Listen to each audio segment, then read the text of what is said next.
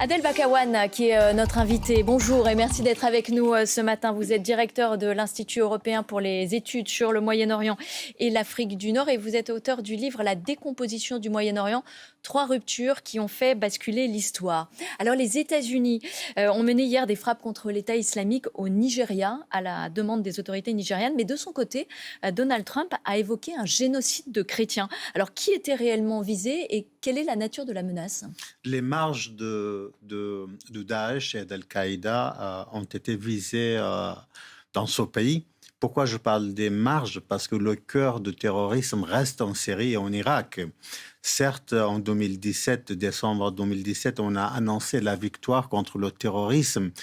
Mais cette victoire est réelle en termes d'entité territoriale de Daesh. Mais dans les faits, en termes sociaux, en termes d'idéologie, en termes d'historicité, Daesh est encore là. Daesh est encore là. Non seulement Daesh est encore là, mais aussi il se déterritorialise, c'est-à-dire il se mondialise.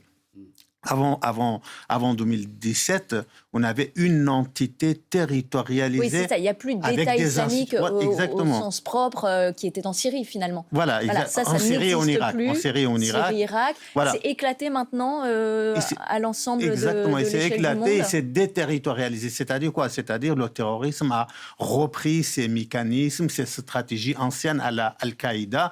Autrement dit, il se diffuse un peu partout en Afrique. C'est quand même localisé plutôt en Afrique de l'Ouest, au Moyen-Orient. C'est quand même pas... Il s'est localisé, mais il s'est délocalisé aussi. Autrement dit, on n'est pas dans un territoire fixe et figé. On est mouvant, on bouge, on est diffuse, on est un peu partout et on est nulle part. Et lorsque les États-Unis d'Amérique, bien évidemment, annoncent les frappes contre le terrorisme, avec des justifications, bien évidemment, idéologiques, géopolitiques, etc., pour moi, on est plutôt de l'ordre du spectacle. Mais c'est un engagement que veulent les États-Unis au Nigeria ou c'est des frappes symboliques, j'allais dire ? Un engagement, oui. L'engagement est là parce que ces frappes ont été menées en coopération avec les autorités du pays. Ce n'était pas unilatéral. Et c'est une demande. Pourquoi c'est une demande ? Parce qu'il y a des vides sécuritaires depuis des années et des années. Mais bien évidemment, il y a gagnant-gagnant. Gagnant-gagnant, pourquoi ? Parce que certes, les autorités locales ont besoin de ce soutien, de cette coopération avec les États-Unis d'Amérique, mais Donald Trump aussi a besoin, auprès de sa base sociale, une instrumentalisation parce qu'il y a une demande. Alors, vous parliez de vide sécuritaire. On voit bien que c'est le cas en Sahel, où effectivement le Daesh, comme Al-Qaïda, profite d'un espèce de vide sécuritaire pour pouvoir mener des actions de déstabilisation des 3 pays du Sahel. On le voit aussi en Syrie, d'ailleurs. Il y a eu un attentat hier extrêmement grave en Syrie contre une mosquée qui a été condamnée par le nouveau président, le président intérimaire Ahmed Al-Shara. Daesh est toujours présent en Syrie. Il veut montrer qu'il est capable encore de nuire dans le cœur historique, d'une certaine manière, de son califat supposé. Écoutez, c'est une très très bonne question. Pourquoi ? Parce que depuis 2017, on fait tout pour dire Daesh, c'est fini, Daesh est derrière nous, Daesh n'existe pas. Et surtout depuis un an, depuis l'arrivée d'Ahmed Al-Shara, notre allié objectif. On fait tout pour dire Ahmed Al-Shara maîtrise le territoire, la population et les orientations stratégiques du pays. Or, dans la réalité, les choses se passent autrement. Non, Daesh est là. Daesh non seulement est là dans les badias, c'est-à-dire dans le désert syrien, mais aussi dans les institutions de l'État. Celui qui a assassiné les 3 Américains était membre des forces de sécurité. Parce qu'il y a une semaine, il y a eu aussi des Américains qui ont été tués en Syrie. 3 Américains. Voilà, 3 Américains et les Américains qui sont intervenus, qui ont tiré en Syrie. Ouais. Exactement, ils ont frappé. Mais qui a assassiné les 3 Américains ? C'est un membre des forces de sécurité d'Ahmed Al-Shara, qui était considéré comme un membre de Daesh infiltré. Mais il faut juste un petit rappel. Qui est Ahmed Al-Shara ? Ahmed Al-Shara était d'abord dans les années 2000, 2003, 2011, membre d'Al-Qaïda, et ensuite devenu Daesh, et ensuite est redevenu Al-Qaïda. Vous voyez de qui on parle là ? Et ensuite, il a pris de la distance en 2017-2018. Il a pris de la distance, mais vous dites qu'il est impliqué quand même. Qu'il est indirectement impliqué. C'est pas lui qui est impliqué. Oui, mais enfin son entourage. Oui, absolument. Vous voulez dire qu'il a une certaine complicité complaisance en Syrie en ce moment avec les anciens combattants. On le voit d'ailleurs avec les anciens combattants étrangers qui forment des cellules ou des petits territoires à part. Je pense notamment à ce combattant français qui a quasiment organisé une secte autour de lui. Exactement. Et le pouvoir syrien qui hésite à l'attaquer, qui essaye simplement de le contenir. Est-ce que vous pensez qu'en fait, il y a une bienveillance du pouvoir d'Al-Shara, du nouveau pouvoir syrien, envers les anciens combattants de Daesh ou même les combattants actuels? Je ne dirais pas ça, je le dirais autrement. Ahmad Shara, sa prise de distance avec le terrorisme international est réelle. C'est un fait.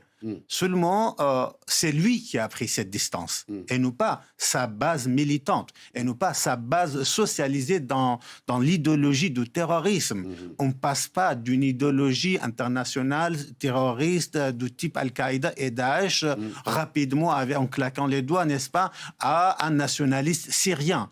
Et ensuite, on sait très bien qu'au sein de la base sociale d'Ahmad Shara, il y a des combattants internationaux, il y a des Français, il y a des Allemands, il y a des Américains. Il y a des Kurdes, il y a des Iraniens, il y a des Turcs, il y a même des Chinois, n'est-ce pas? Alors donc, toute cette base-là, tous ces acteurs-là ont été socialisés depuis des années et des années dans l'idéologie terroriste internationaliste. Est-ce que ça veut dire que l'État islamique pourrait se reformer en Syrie? Et là, pour répondre rapidement, je reviens vers vous. Pour répondre à cette question-là, la déconversion d'Ahmad Shara ne veut pas dire automatiquement la déconversion de sa base sociale. C'est pourquoi dans toutes les institutions Ahmad Shara, on peut trouver des membres d'Al-Qaïda et du Daesh. Et ensuite, pardonnez-moi votre question. Ma question, c'était, est-ce que l'État islamique peut se reformer en Syrie? Territorialement parlant, non. Non. Non, mais par contre, autant que base sociale, si. Le dernier rapport des Nations Unies, l'envoyé spécial des Nations Unies pour la question du terrorisme en Syrie et en Irak, nous dit qu'il y a à peu près entre 12 500 et 10 000 combattants de Daesh. Ce n'est absolument pas rien. Et ensuite, dans les prisons kurdes gérées par les FDS, les Forces démocratiques syriennes, à Rojava, dans les deux camps, à la fois à Hol et à Roj, on a environ 60 000 sympathisants, cadres dirigeants et militants du Daesh et d'Al-Qaïda dans ces deux prisons-là. Et donc, ça reste une vraie menace pour l'ordre international. Et la menace, c'est plutôt Daesh ou c'est Al-Qaïda? Les deux, ce sont les acteurs qui... Parce qu'ils détestent aussi entre eux. Ils étaient dissociés organisationnellement parlant, mais idéologiquement, ils adoptent la même idéologie, c'est-à-dire le djihad global contre le système international. Est-ce que leur pire ennemi, c'est pas justement Ahmed Al-Shara qui aujourd'hui est au pouvoir et qui donc ne peut que souhaiter leur défaite pour pouvoir maintenir une façade internationale et puis surtout simplement se maintenir lui-même au pouvoir? Si Ahmed Shara forme un des premiers ennemis d'Al-Qaïda et du Daesh. D'ailleurs, dans leur littérature, Ahmad Shara est considéré comme un agent d'Israël, des États-Unis d'Amérique, de l'Occident, quelqu'un qui a trahi la cause et quelqu'un qui est la cible.